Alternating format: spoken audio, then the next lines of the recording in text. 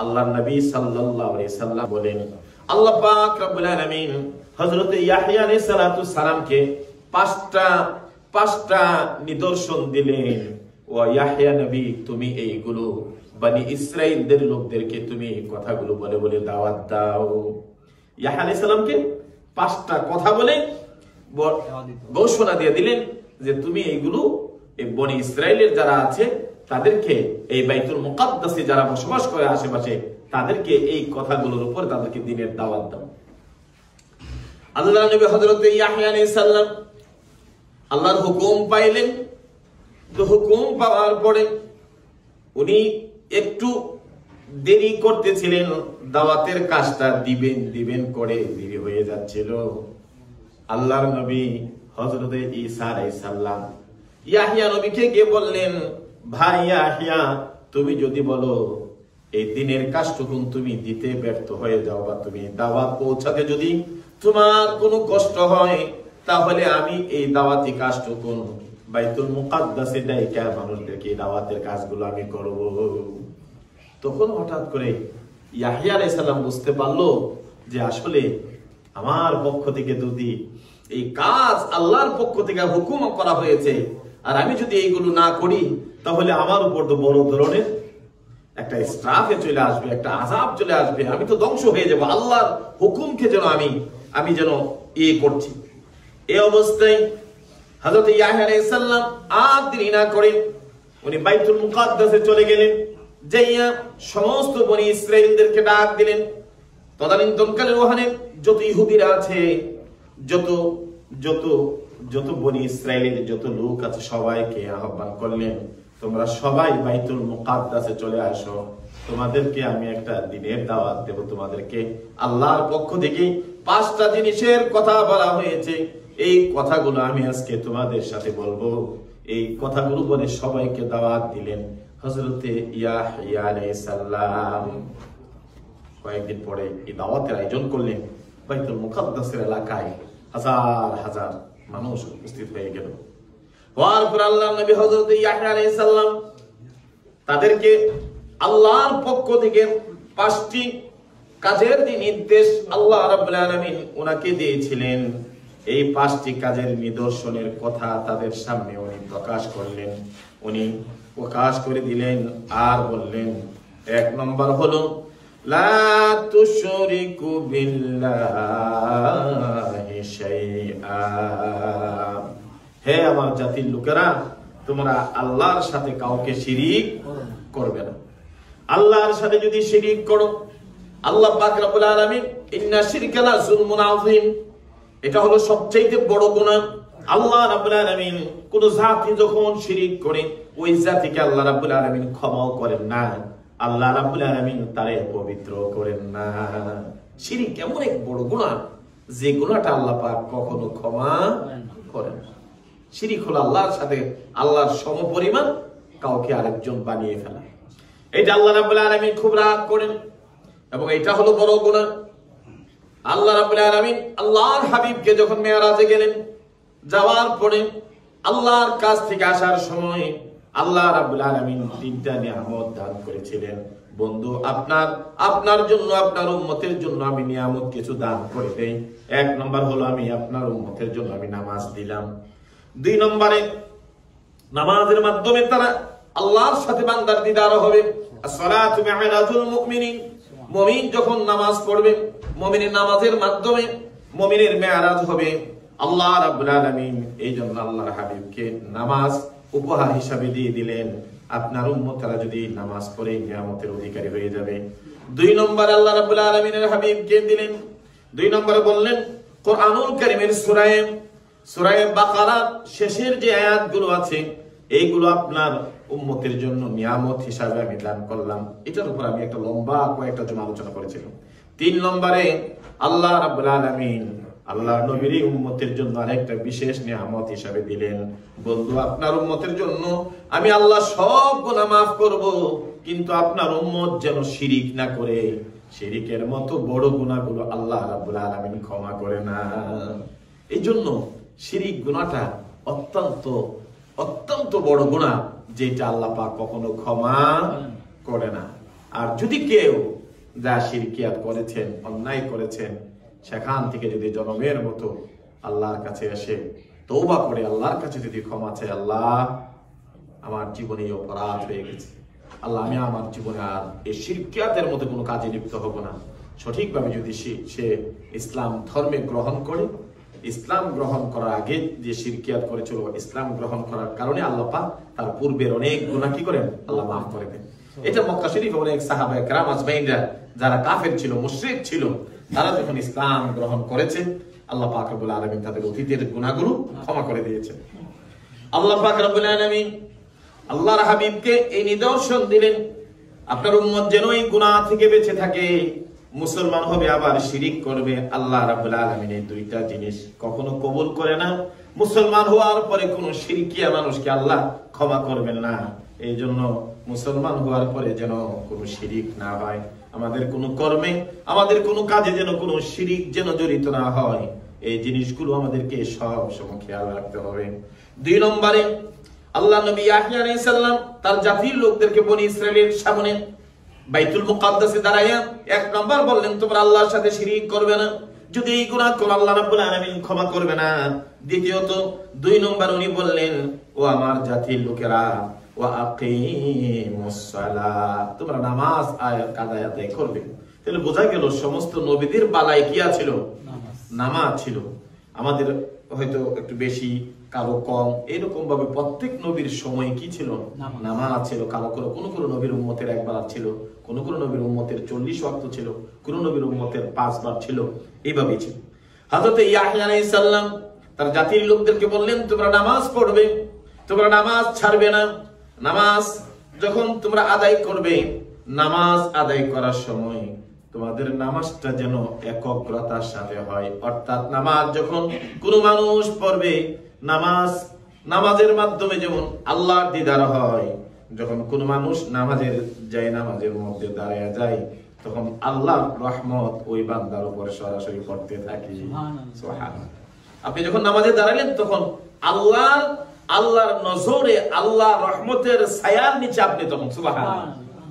এই জন্য কোন মানুষ যদি নামাজে দাঁড়ায়, নামাজে দাঁড়ানোর পরে যেন সে এদিক সেদিক যেন না তাকালে আল্লাহর যে রহমতের যে ইয়াটা ছিল সেটা আপনার থেকে চলে যায়। হযরত ইয়াহইয়া আলাইহিস সালাম বললেন, আমার জাতির লোকেরা, তোমরা যখন নামাজে দাঁড়াবে, নামাজটা যেন তোমাদের মনোনিবেশ হয়, একাগ্রতার সাথে হয়। নামাজরত অবস্থায় তোমার রুকুগুলো, তোমার সিজদাগুলো, তোমার তাসবিহগুলো যেন ভালোভাবে হয়, নামাজে যেন অন্য দিকে যেন মনোনিবেশ না হয়। হযরত ইয়াহইয়া আলাইহিস সালাম তার জাতির লোকদেরকে উনি এই নির্দেশনা দিলেন। 3 নম্বরে বললেন, বাইতুল মুকাদ্দাসে দাঁড়ায় বলল, এই 5টা জিনিস আল্লাহ রাব্বুল আলামিন আমাকে হুকুম করেছেন। 1 নম্বর হলো তোমরা কারোর সাথে শরীক করবে না। 2 নম্বর হলো তোমরা নামাজ যখন পড়বে তখন একাগ্রতার সাথে নামাজ পড়বে। এটা আমাদের নবীর কথা, প্রত্যেক নবীরই কথা। যখন আমরা নামাজ পড়ব, নামাজটা যেন হয় একাগ্রতার সাথে, আল্লাহর সাথে যেন বান্দার একটা মোলাকাত হয়। এই জন্য সাহাবীরা প্রশ্ন করেছিল, ইয়া রাসূলুল্লাহ, নামাজ যখন পড়ি এই একাগ্রতাটা কিভাবে আসে? তখন 2টা হুকুম ছিল। এক হইল, আমি যখন নামাজে দাঁড়াবো, আমি আমার আল্লাহকে দেখছি, আমি আমার আল্লাহকে দেখতেছি, কিন্তু আমরা তো দেখি না। এই জন্য রাসূল বলছেন, যখন তুমি দাঁড়াও তখন আল্লাহ তোমার প্রতিটা সিজদা, তোমার কিরাত, তো প্রতিটা কিরাতের উত্তর আল্লাহ দিচ্ছে। সুবহানাল্লাহ। যখন কোন মানুষ বলে আলহামদুলিল্লাহ, আল্লাহ বলেন লিমানিল হামদ, বান্দা কার প্রশংসা করছ? তাহলে আল্লাহর সাথে আপনার কথোপকথন হচ্ছে, আল্লাহর সাথে আপনার কালাম হচ্ছে। 2 নম্বর হচ্ছে, আপনি যখন রুকুতে যান, সিজদাতে যান, আমার আল্লাহ রাব্বুল আলামিন, আল্লাহর ছায়ার নিচে আমি আছি, আমার রুকুগুলো উনি দেখতেছেন, আমার সিজদাগুলো দেখতেছেন। এই রকম একটা মনোনিবেশ নিয়ে যেন নামাজটা হয়, এই নামাজ আপনার দিলের মধ্যে শান্তি দিবে। এইভাবে যদি আমরা নামাজ পড়তে পারি, এই নামাজ আপনি আমাদের হৃদয়ের মধ্যে শান্তি প্রশান্তি দিবে। এই নামাজ আমাদেরকে পরকালে নাজাতের কারণ হয়ে যাবে। সুবহানাল্লাহ। আল্লাহ নবী বলেন, যে নামাজ তোমাকে অবহেলা করে নামাজ পড়ায়, লা বুরহানুন, কোন দলিল হবে না। আর যদি কোনো মানুষ নামাজ পড়বে, ধীর চিত্তে শান্তি মতে রুকু সাজদা গুলো আদায় করবে। আল্লাহ রাব্বুল আলামিনের হাবিব বলেন, এই নামাজ হাসরের দিন আপনি আমার জন্য দলিল হয়ে যাবে। আর নামাজ তো দলিল হবেই, নামাজ হাসরের দিন আপনার সাক্ষী হয়ে যাবে। নামাজের ওযু আপনার জন্য নূর হয়ে যাবে আপনার চেহারার মধ্যে। সুবহানাল্লাহ। এই জন্য নামাজগুলো যেন আমরা সঠিকভাবে আদায় করি, নামাজগুলো যেন ভালো করে পড়ে। এই জন্য আল্লাহর নবী হযরত ইয়াহইয়া আলাইহিস সালাম তার জাতির লোকদের কাছে এই বাণী পৌঁছে দিলেন। তারপরে হযরতে জাকারিয়া আলাইহিস সালামের কলিজার টুকরা সন্তান হযরত ইয়াহইয়া আলাইহিস সালাম আল্লাহর কাছে নিয়ামত হিসাবে পেয়েছেন। এই নিয়ামত পাওয়ার পরে আল্লাহ রাব্বুল আলামিন 30 বছর বয়সে ওনাকে নবুয়ত দান করলেন, উনি নবী হয়ে গেলেন। হওয়ার পরে 5টা কাজ আল্লাহ রাব্বুল আলামিন এই নবীর উপর বার্তায় দিলেন। 1 নম্বর, তোমার জাতির লোকদেরকে তুমি দাওয়াত দাও তারা যেন শিরিক না করে। 2 নম্বরে, তারা যেন একাগ্রতার সাথে নামাজ পড়ে। 3 নম্বরে, এবার ইয়াহইয়া আলাইহিস সালাম বাইতুল মুকাদ্দাসে দাঁড়ায়া হাজার হাজার বনি ইসরাইলদের সামনে বলা শুরু করলেন, ও আমার জাতির লোকেরা, তোমরা রোজা রাখবে, রোজা রাখো। রোজা যখন রাখে আল্লাহ রাব্বুল আলামিন রোজাদারকে এত বেশি ভালোবাসে, রোজাদারের মুখের গন্ধ আল্লাহর কাছে মেশকো আম্বরের চেয়ে আরো দামি হয়ে যায়। সুবহানাল্লাহ। সেম বুখারী মুসলিমের হাদিসের কথাগুলো, সেই কত আগের কথা হযরত ইয়াহইয়া আলাইহিস সালাম তার জাতির লোকদের কাছে কথাগুলো বলেছেন। এই জন্য দেখবেন খ্রিস্টানরা মাঝে মাঝে রোজা রাখে, যারা ইহুদিরা আছে তারাও রোজা রাখে, রোজার ফজিলত তারা জানে। তো উনি বললেন, তোমরা রোজা রাখবা, রোজা রাখলে তোমাদের সম্মান কতটা হবে। কোনো একটা এলাকার মধ্যে যেমন একজন মানুষ যদি মেষ কম্বল নিয়ে বসে থাকে, তার গ্রানে যেমন চতুর্দিকের মানুষের মনকে উৎফুল্ল করে ফেলে, যখন কোন রোজাদার যখন রোজা রাখে, আল্লাহ রাব্বুল আলামিন এই রোজার কারণে তার মুখের গন্ধে আল্লাহ রাব্বুল আলামিন আরশ আজিম পর্যন্ত খুশি হয়ে যায়, আরশ আজিমের ফেরেশতারা পর্যন্ত খুশি হয়ে যায়। আল্লাহ স্বয়ং ওই বান্দার প্রতি খুশি হয়ে যায় যখন কোনো মানুষ রোজা রাখে।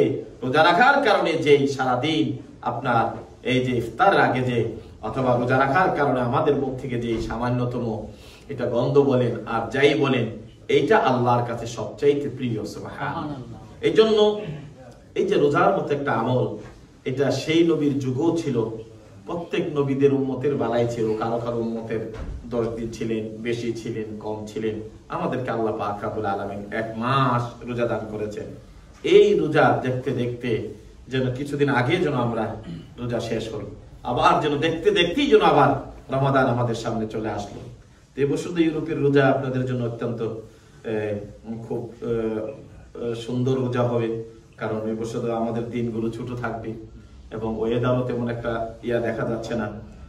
দীর্ঘদিন আপনারা যারা এই 16-17 ঘন্টা 18 ঘন্টা আপনারা রোজা রেখেছেন, এবছর হয়তো বা এটা অনেকটাই কমে যাবে। এবছর মনে হয় আমরা সেই দিনটা আমরা পাবো না। যাই হোক, আলহামদুলিল্লাহ, রোজা ছোট বড় যে যেভাবে রোজাগুলো রাখে আল্লাহ পাক রব্বুল আলামিন তার বান্দাকে সওয়াব এবং তার বান্দাকে ফজিলত দিতে আল্লাহ কোনো কার্পণ্য করেন না। এটা দিনটা ছোট হোক আর বড় হোক, আল্লাহ পাক দেখবেন যে বান্দা তাকওয়ার সাথে রোজাটা রাখছে কিনা। এই জন্য আল্লাহ রাব্বুল আলামিন আমাদেরকে জানাই দিলেন, ইয়া আইয়ুহাল্লাযীনা আমানু কুতিবা আলাইকুমুস সিয়ামু কামা কুতিবা আলাল্লাযীনা মিন ক্বাবলিকুম লাআল্লাকুম তাত্তাকুন। তোমাদের উপর রোজা ওইভাবে হে ইমানদার বিশ্বাসী বান্দাগণ, তোমাদের উপর রোজাকে ফরজ করা হয়েছে যেমন করে ফরজ করা হয়েছিল তোমাদের পূর্ববর্তী গণের উম্মতের উপরও। এই হাদিস প্রমাণ করে অন্যান্য নবীদের উম্মতের বেলাও কি ছিল? ফরজ ছিল। হযরত ইয়াহইয়া আলাইহিস সালাম জাকারিয়া আলাইহিস সালামের ছেলে ইয়াহইয়া আলাইহিস সালাম বাইতুল মুকাদ্দাসে বনি ইসরাইলদেরকে দাওয়াত দিচ্ছেন, তোমরা শিরিক করবে না, তোমরা নামাজ পড়বে, তোমরা রোজা রাখবে। এটা এই হাদিসটুকু তিরমিজি এবং ইবনে মাজাহ শরীফের মধ্যে হাদিসটুকু এসেছে। আল্লাহ রাসূল সাল্লাল্লাহু আলাইহি ওয়াসাল্লাম এই বর্ণনাটা তার উম্মতদের জন্য দিচ্ছেন এবং তাফসীর ইবনে কাসিরের মধ্যে এই ঘটনাটা আসছে। তো সেই হিসাবে আগেকার নবীদের উম্মতেরও কি ছিল? নামাজ রোজা ছিল।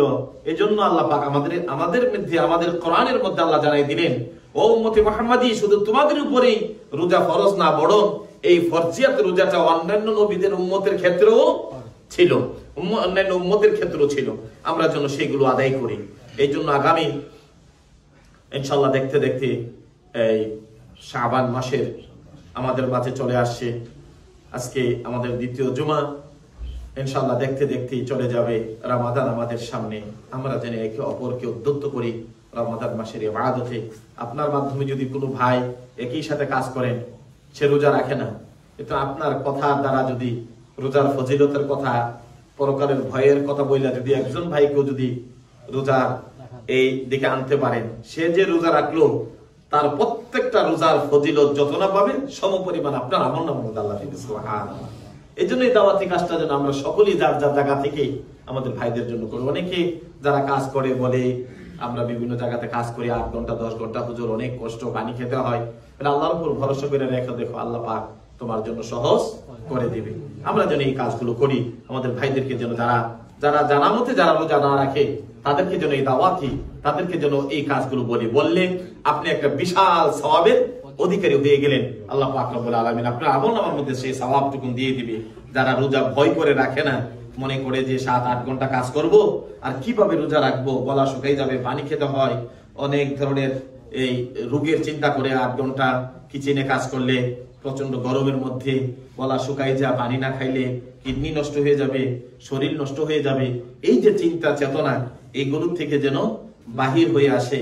কারণ কোরআনুল কারীম আল্লাহ বলছে ওয়া আনতাসুমু খায়রুল লাকুম, যদি রোজা রাখো তোমাদের জন্য ভালো হবে, তোমরা সুস্থ থাকবে। সুবহানাল্লাহ। এই জন্য রোজার মাধ্যমে কোনোদিন মানুষ অসুস্থ হয় না, রোজার মাধ্যমে আল্লাহ বান্দাকে সুস্থ করে তুলে। এটি বলেছেন নবী মুহাম্মদুর রাসূলুল্লাহ সাল্লাল্লাহু আলাইহি সাল্লাম। তাহলে আমরা যেন রোজাগুলো রাখি। তারপরে আল্লাহর হাবিব সাল্লাল্লাহু আলাইহি সাল্লাম বর্ণনা করছেন, ইয়াহইয়া আলাইহিস সালাম তার জাতির লোকদেরকে বললেন, তোমাদেরকে 3টা আল্লাহর নির্দেশনের কথা বললাম। চতুর্থ নম্বর আল্লাহ রাব্বুল আলামিন আমাকে বলেছেন, হে বনি ইসরাইল লোকেরা, আল্লাহ রাব্বুল আলামিন তোমাদের উপর যে ধন সম্পদ দিয়েছেন, আল্লাহ তোমাদেরকে যে সম্পদের মালিক বানিয়েছেন, এই সম্পদের এক অংশ তোমরা যেন আল্লাহর রাস্তায় খরচ করো। তোমরা যদি এক রাস্তা আল্লাহর রাস্তায় খরচ করো, লাভ হবে তোমাদের। কারণ কোন মানুষ খরচ করতে গেলে আগে খোঁজে তার লাভটা, যে আমি যে এই যে খরচ করব তার বেনিফিটটা কি আসবে। ইয়াহইয়া আলাইহিস সালাম তাদেরকে বললেন, তোমাদের লাভ হবে তোমরা যদি আল্লাহর রাস্তায় দান করো। দানের ফজিলতটা কি হবে, দানের লাভ কি হবে? বলে লাভ হলো যে তোমরা যদি দান করো, দানের কারণে কোন সময় তোমরা কোথাও রাস্তা দিয়ে হাঁটতেছো, যাচ্ছ, পিছনের দিকে শত্রু আইসা হঠাৎ করে তোমাকে ধরে তোমার হাতগুলো বেঁধে ফেললো, তোমার ঘাড়ের সাথে বেঁধে ফেললো।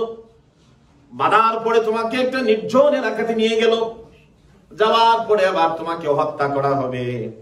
হত্যার আগে তোমাকে বললো, একটা শর্ত দিল, তোমার সম্পদের বিনিময়ে তোমাকে ছেড়ে দেওয়া হবে, তুমি যদি এই অর্থ আমাদেরকে দাও। বলে হ্যাঁ।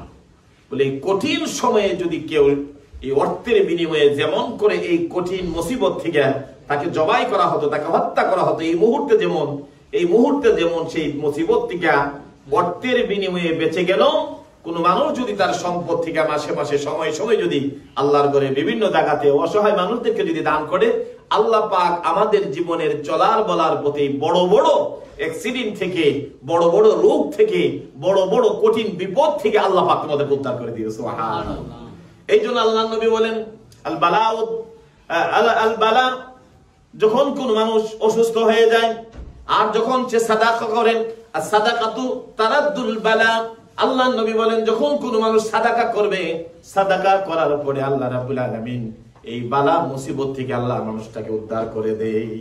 হযরত ইয়াহইয়া আলাইহিস সালাম বাইতুল মুকাদ্দাসে বনি ইসরাঈলদেরকে এই কথাগুলো বলছিলেন, তোমরা যেন আল্লাহর রাস্তায় কি করো, দান করো, তোমরা যেন আল্লাহর রাস্তায় যেন তোমরা দান ফেরাত করো। তারপরে 5 নম্বরে আল্লাহর নবী হযরত ইয়াহইয়া আলাইহিস সালাম এবার বললেন, আর যদি 5 নম্বরে বললেন, রাত্রির অধিক সময় তোমরা আল্লাহকে স্মরণ করবে। দিনে তো করেনি, আমরা বলেছিলাম রাত্রির এমন একটা সময় আছে সারাদিন যখন আমরা আল্লাহকে ডাকি, আল্লাহকে খুশি করার জন্য আমরা নামাজ পড়ি, সাজদা করি, আমাদের কত আমল জড়িত থাকে, ওই সময় আমরা আল্লাহ আল্লাহ বলে আমরা আল্লাহকে সাজদা করি, আল্লাহকে ডাকি। কিন্তু এই 24 ঘন্টার মধ্যে দিনে রাত্রে একটা সময় আছে স্বয়ং আল্লাহ রাব্বুল আলামিন এসে বান্দাকে ডাকতে থাকে। সুবহানাল্লাহ। আমরা নামাজ পড়ি, জোহরের নামাজ, জুমার নামাজ পড়তে এসেছি, আমরা আল্লাহকে খুশি করব, রুকু করব, সিজদা করব, এই সময় আমরা ফরজিয়াত আদায় করব। কিন্তু আল্লাহ পাক রব্বুল আলামিন এই 24 ঘন্টার মধ্যে একটা সময় আছে যে সময়টা উনি নিজে আইসা ডাকতে থাকে, ও আমার বান্দা তোমার আছে নি কিছু চাওয়ার, আমি আল্লাহর কাছে চাও, আল্লাহ দান করব। আর ওইটা হলো রাত্রির শেষ ভাগে। এটা আমার নবী কখনোই কাজা করতেন না, সব সময় তাহাজ্জুদের এই নামাজগুলো পড়তেন। তো আপনি আয়েশা আল্লাহকে ডাকা খুশি করেন, আর ওই সময়টাতে আল্লাহ ডাকে, ও আমার বান্দা কে আছো আমার কাছে চাও, আমি তোমাকে